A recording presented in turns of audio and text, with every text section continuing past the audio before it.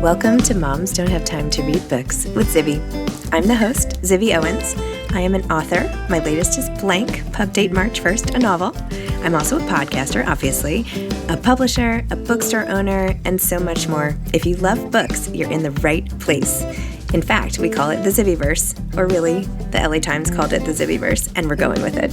Go to zibbyowens.com to learn more and follow me on Instagram at zibbyowens. Donna Hemans is the author of The House of Plain Truth, a novel. This is one of our Zibby books. I met Donna when she came on my podcast. Actually, that's not even true. I met Donna at a lunch, a media lunch for Red Hen Press, which is where her previous book was published. I went down somewhere in like the 20s or something for a lunch in this dark boardroom type library-ish room. With about 10 other people. And I met her there and was just enchanted by her and loved the beauty of her writing in Tea by the Sea. I had her on my podcast for that book. And when we got the submission for her next book, I was like, oh my gosh, I love Donna. So we read it. It's gone through a lot of changes and it is absolutely beautiful. If you haven't read it yet, you must pick this book up. It was included in the Roots Most Anticipated Books by Black Authors for 2024, among other roundups, and has gotten attention from Oprah Daily and others. It's called The House of Plain Truth, and the cover was designed by our own Grassa Tito. Donna Hemans is the author of two previous novels, River Woman and Tea by the Sea, which won the Lignum Vitae Una Marson Award. Her short fiction and essays have appeared in Electric Literature, Ms. Magazine, and Crab Orchard Review, among others. She is also the owner of DC Writers Room, a co-working studio for writers based in Washington, D.C. Born in Jamaica, she lives in Maryland and received her undergraduate degree in English and Media Studies from Fordham University and an MFA from American University. Welcome, Donna. Thank you so much for coming back on Moms Don't Have Time to Read Books. Last time you were here for Tea by the Sea, like 100 years ago. And now you're back as a Zibby Books author for The House of Plain Truth. Welcome. Sure. Thanks for having me. Of course. I never would have imagined back when we first met at that, what was it, Red Hen Luncheon or something? Is that what and then... Right. Yeah, it was a luncheon. Yeah. Yeah. And I was like, wow, she is such a good writer. This is amazing. And like... life has just unfolded in such a bizarre way. I had no plans to be a publisher. And here we are together. It's great. Anyway, tell listeners, please, what The House of Plain Truth is about. So The House of Plain Truth is a story about family secrets, which are triggered when Pearline decides to go back to Jamaica to help take care of her sick father. And as he is on his deathbed, he asks her two things, one of which is to find her siblings who had been left behind in Cuba 60 years earlier. And the second is to be his memory. And so Pearline has to figure out how those two things are connected. Interesting. So, Donna, how did you come up with the idea for this book? And I know it has shifted a bit since we first read it and all that, but when you first came up with the characters and the ideas and everything, what were you going for? What drove this whole process? So, I didn't really know. There's a lot of Jamaicans who went to Cuba in the, between 1900 and 1930, somewhere in that time frame. And my grandparents were among those who went to Cuba. But, as a child, I knew that they had lived in Cuba, that some of my uncles and aunts were born in Cuba before they came back to Jamaica. But I didn't know anything at all about the story, exactly why my grandparents went, what their experiences were like in Cuba, and what made them decide to come back to Jamaica. So that's where this whole idea started. My grandparents died, my grandmother when I was 16 and my grandfather when I was about 19 or 20. And so by the time I was, of that age where I was really looking at and looking for family stories in a way that was much more than just sitting around and talking, but getting that deeper connection and meaning, my grandparents were long gone. So I couldn't ask the questions that I would have asked as a, 20, 30-year-old. And so I wanted to, in some ways, give them a story, or at least to basically understand what their experience was like. So that, really drove this book. And then the second part of it was that my grandmother, I had heard, had a brother who went to Cuba and just never came back to Jamaica. And so I, was just trying to understand what would that really be like to just no longer have that connection with a relative who, I just, for all intents and purposes, just disappeared. So, there was a lot of that came out in this book and in Pearline's story. Interesting. So did you end up uncovering any more about your own family and any potential family lines in Cuba?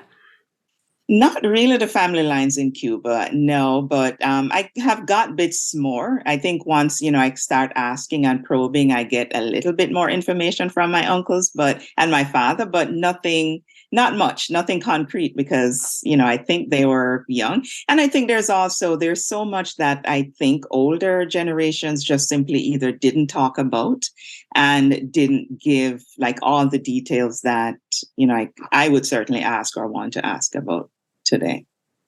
Well, it's interesting that it came from your grandparents. And then Perline is a grandmother herself in this book and has to wrestle with her born family, what is that, family of origin, with her own children and grandchildren in the present day. And who, as part of this whole sandwich generation, I hate that term, but I don't know what else to say. When you have parents and kids and grandkids and you're trying to care for everybody, Perline does something which I thought was amazing, where she's like, you know what, I'm going to go to Jamaica and you guys will be fine, but I have to see my dad one last time. So tell me about that and that decision and where that all came from and what it feels like to be in that spot. And maybe two different things or maybe even more. But I think part of it is that, like so many immigrants from the Caribbean and probably from everywhere else move to America or wherever they go with the idea that they're going to work and they're going to go back and then have this lovely life in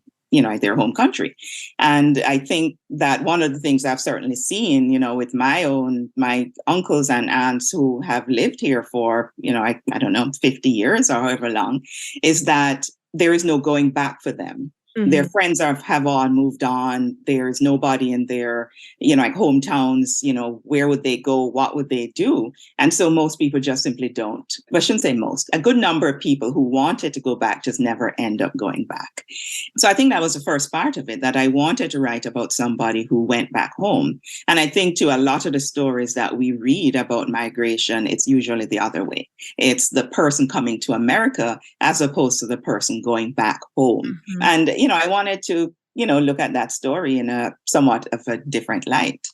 So I think, what was interesting, though, is that this part of it, this business about going back came about, like around 2016. And I was just writing something about a woman who went back to Jamaica. And, I had no idea who this person was. But as I was writing it, I said, this feels like Perline.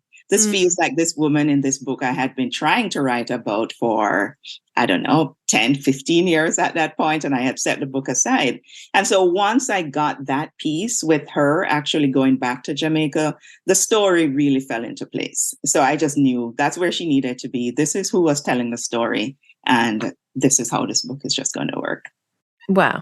And then it was off to the races. So when you had that idea, tell me a little more about the process of bringing those sections together, but also how you develop character and how you write and infuse your sentences with the beauty that they have and yet also maintain the plot and all that. So what happened then? Like, take us through the play-by-play of what happened with the manuscript at that point. Yeah, at that point, I don't know how many versions. There are way more versions than I can count or even want to count of this book. So at that point, once I figured out that Perline had to tell her own story, I had to go back and figure out what needed to be in that story. What did she know and how could she tell it? So one of the things that I wanted to do certainly was tell a portion of their family story that happened in Cuba. Perline was 3 years old. There is only so much that she, truly could remember. And there is only so much that her parents probably would have talked about. So a part of the process was just going back and culling through, like what I had, reshaping it, recasting it so that Perline could tell the story, or her father, or she could tell what her father knew and become his memory as he asked of her. And, it's hard, I think, for me as a writer to go back and really look at and think through how everything works. And somehow it really comes together. And sometimes it's a lot of, cutting and pasting and throwing things out. I have a little file called the sink. And that's where I drop everything into the sink. And then I go back and I move it back into the document. So it's a lot of that, just moving it back and forth and figuring out, what really fits where. And if it doesn't fit, figuring out if it will fit in something else as opposed to getting rid of it altogether. Yeah. I'm like, this paragraph is so great. Where can I put this? Where can I put it? Yeah, so I kind of worry that, when I move things like that, I might end up writing a completely different book and lifting something that I forgot I put in another book. So, in case anybody hears the same thing somewhere else, this is what happened. You can't really plagiarize yourself, right? I mean, there is that. I hope not. I hope not. We'll find out. Part of this book really examines what home even means, right? Home to Pearline in Brooklyn, home in Jamaica, what it means to come home, her father's sense of home, going back home, as you say. Talk a little bit about that and how everyone defines home and where you see the role of that in this book. Yeah, I think it's one of those things that I think I'm trying to define for myself. Where is home? And I think as somebody who has lived in Jamaica, who has lived here in two different countries, there really is a sense of, where do you belong? There's sometimes when I go back to Jamaica and I feel like, I have no idea what's happening or why we do things a certain way. And then there are times when I'm here and I'm asking the same question. So, there are lots of little things that we don't often think about in our day to day that really define home. And I think that's what Pearline finds when she goes back to Jamaica, that there is so much that her sisters have accepted and that they do. And there is this house that they have all lived in and that is home to her. But her sisters don't necessarily have the same kind of interest in holding on to this house. So is that home? Is it this physical place? And if you get rid of this place that you've known, does that mean that you no longer have a home? Have you lost it? And, so that I think is part of it. The other part is for Pearline, because her family has been in multiple places, in Cuba, back in Jamaica, and then she in New York. A lot of it really comes back to wanting this place that is always hers and which nobody can, tell her, you have to go. This is ours. And no matter who you are in the family, no matter what it is that you have done, there is this place that will always welcome you. And that's what Pearline wants. That's what she thinks her parents had wanted. And I think that's what all of us really want. In some place, there is this place, whether it's the family members, your parents or your siblings or some other friend who you have found, who you consider family, who will always welcome you. And so I think in some ways that's what Pearline is searching for. That's what she wants. And she's fighting with her sisters to, I guess, in some ways to understand, for them to understand that, it's not just a place. It's not just a, old house. Yes. Oh my gosh. I love how you wrote about the sisters and, it's so hard to characterize those intimate family relationships and the fights that you get and all of that. But how you depicted three, women of a certain age still kind of getting into it. I was breaking up a fight with my kids this morning and the idea that they'll be going through this, for decades, it's like, oh my gosh, seriously? And yet here you have these sisters who are not in the same way. I mean, I hope it wasn't about, watching a YouTube video or something, but still bickering and having differences of opinion. And then who is left to moderate that? When there's no one left to sort of referee, how do these big conflicts get resolved? And it's such an interesting question. Yeah, it is. I mean, I guess they are the adults now. They have to resolve it. Yeah. The funny thing, I was talking to one of my nieces the other day, and she is 21, and she said, she is now the adult. She is the one who has to begin to start looking at and figuring out how to take care of, because, she's 21. And, it's just this interesting way of looking at life that, somebody has to be the one in charge at some point. Mm-hmm. And I don't want to, think or start thinking that, it's time to, set aside everything and give it over to somebody else. But, it's a part of life. That's where it is. Mm-hmm. And the parents are gone in this case. The children are not necessarily there yet to, because Pearline's daughter is still in Brooklyn at that point. And, she's not there to step in to try to help to, solve that crisis. And so the sisters have to do it themselves. But hopefully, if it had continued in some way, I got bigger, hopefully the children would have been able to step in. But who knows? Yeah. Maybe not, some fights you don't want to get into. That's true. And actually, I probably shouldn't even be refereeing at this age anyway. I feel like that's the parenting advice is like, let your kids sort it out. But I don't know. I'm really bad at that. But anyway, wait. So Donna, tell me about more of your life story. So when did you leave Jamaica? Like what happened? You were born and then what happened? Yeah, I was born. I grew up in Jamaica. I left when I was 16. I, finished high school. So I guess it's one of those stories where my parents came here in the 60s, went to college here. My older sister was born here. Then they went back to Jamaica. And I think it was just one of those things where, well, we have one child who, is going back to America to finish her college education. We have these two other children. What do we do with them? So I think a lot of it was probably more of that kind of a story. So I, finished high school, came here, went to college, and just stayed. You're so dismissive of it. It's an interesting story. There are probably 8,000 stories in that story, but there probably are. Yeah. Did you? I know you said you look at things in Jamaica and then you look at things here critically, and neither system is really perfect. How did you feel then? Do you feel much more of a sense of belonging to either place now? Did you feel like you belonged to Jamaica when you lived in Jamaica, when your family had been in the United States? Like, just how has that shifted over time for you? I think it fluctuates. There are times, when I'm in Jamaica, I feel like this is exactly where I need to be and where I belong. Mm-hmm. And then I, maybe go to the bank and try to do some business. And I realize like, okay, there are ways to do things better. And, then I come back here and, everything feels like, okay, this is where I need to be. So it depends. It depends on where I am and what it is that I need. But I think what I have decided or have figured out is that wherever I am at that moment is where I need to be. I don't know that I have any other answer for that or any other way to. No, that's perfect, because that's like the whole Zen goal, isn't it? Like be where your feet are and all that. So you've like, yeah, there you go. You already crushed it. Without even knowing it. Without even knowing it. Yeah. Zen Master Donna. When did writing come into the picture? I think it was always there in some ways. I started writing. I know definitely in high school, I, would enter any competition that they had, any writing competition. And then in undergrad, I had this grand idea that I was going to be a lawyer and I was going to go out and save all the people who needed to be saved from, everybody else. And so, that was a plan. So I went in, thinking, all right, let me just major in English because that's a good foundation for this law career I was going to have. And took a creative writing class, added journalism as my dual major, and took a creative writing class, and I liked it.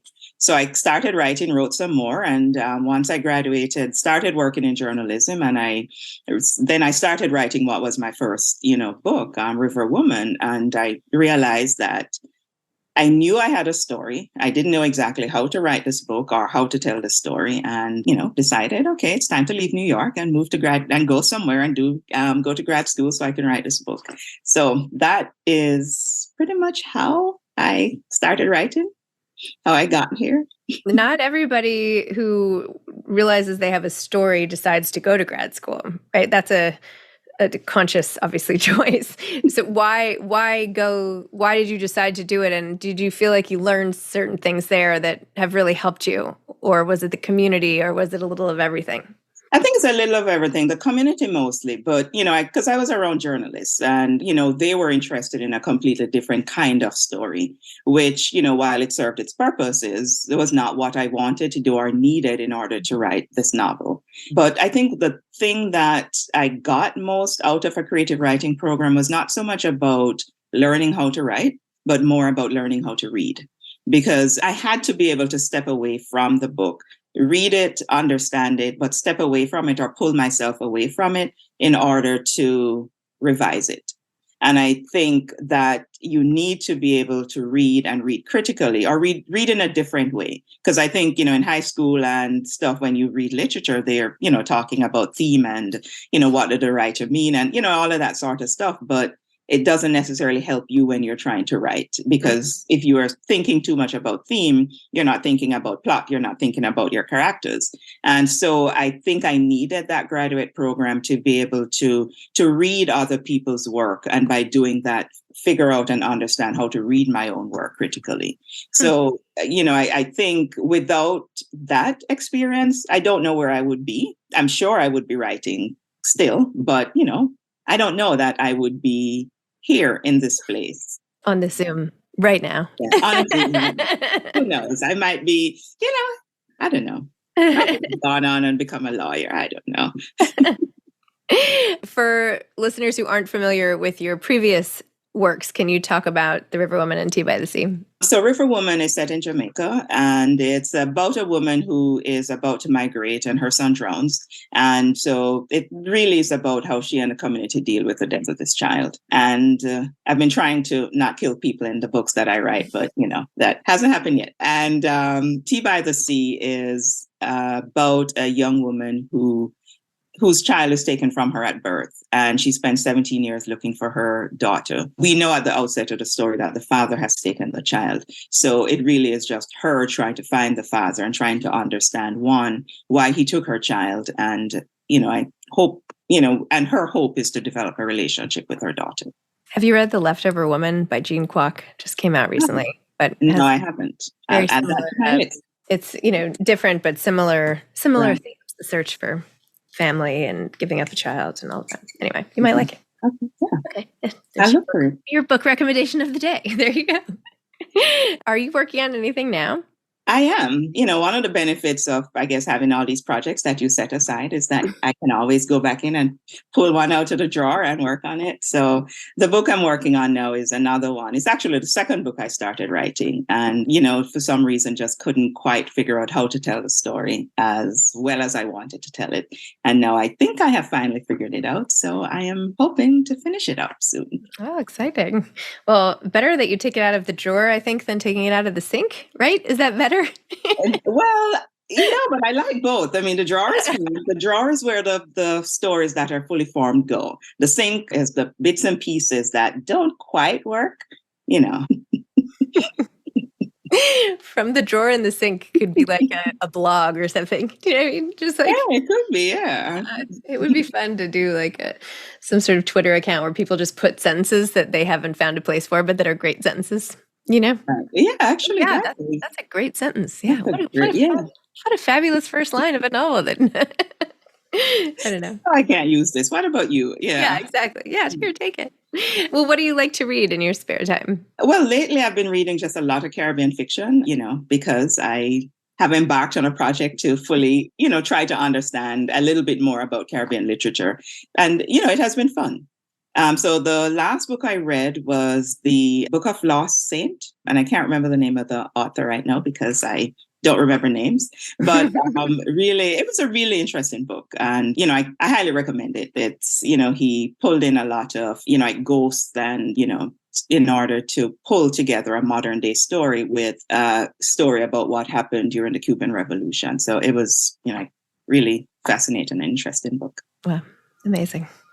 What advice do you have for aspiring authors? I would say to read and read and read and read a lot, and also to not give up on your stories. There are times, yes, when you may have to set something aside, but I think coming back to it when you're either in a different place or you have really been able to look at and think about it in a different way can be helpful. I think it helps. I have heard a lot of people say, oh no, that's dead. I will never look at it again. But I think sometimes you can take that time, step away from it, and still find the beauty in it and figure out how to retell the story in a way that works. I love it. Is there anything from Jamaica that you miss in particular? A food, a smell, a place, just something that you're like, if only I could just import, have that be here, then like, I don't know. The beach. The beach, yeah, that would be nice. One. But yeah, I mean, we call them Otaiti apples, and I can't remember, there's another name for it, but it's a little red apple with the, like fully white inside, and it's just absolutely delicious. And the last few times I went, it was out of season, so I haven't had any And I have figured out how to time my trips in order to get there for certain fruits, but not always. Wow, that's amazing. Yeah, the airlines should maybe do a better ad campaign, Yeah, they should, actually. That's not a bad idea. Not a bad idea. All right. Well, Donna, congratulations. Thank you. I'm so excited to be a small part of the journey of bringing this beautiful story into the world, House of Plain Truth. Congratulations. Thank you. Yay, more to go. Okay. Thank you so much. Nice. All right. Bye, Donna. Bye. Thanks for listening to this episode of Moms Don't Have Time to Read Books. Don't forget to follow me on Instagram at Zibby Owens and at Moms Don't Have Time to Read Books. Also sign up for my newsletter at zibbyowens.com and sign up for my virtual book club and meet lots of authors on Zoom every other week. Thanks so much to Steve and Ryan at Texture Sound for the sound editing. And thank you to Morning Moon Productions for providing this fantastic intro and outro music.